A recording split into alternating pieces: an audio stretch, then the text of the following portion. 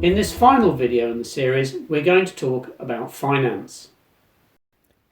Your company starts its first business cycle in a financially stable position.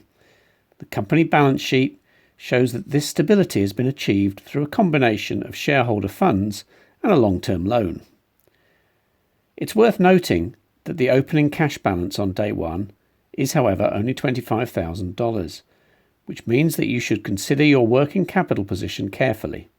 In other words, the cash you will need to keep your business running, for example, buying raw materials, paying your staff, and covering all your short-term expenses. Within the simulation, your company has a minimum required cash balance of $25,000 at the end of every business cycle. If you're successful in balancing your sales volumes, margins, and costs, this shouldn't be a problem.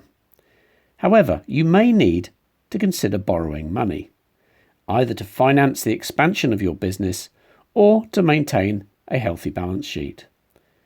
The cheapest way to borrow money is via a long-term loan at an interest rate of 5%, which is available to you as long as your EBITDA is positive.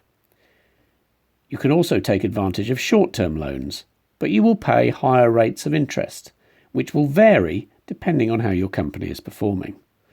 Note that the healthier your business, the more you will be able to borrow. You also have the facility, if you wish, to pay off long-term loans or even invest the money in securities where your company receives interest. However, if the opposite is true and your company falls into debt, your application for further loans may be refused until your company returns to a healthier financial position.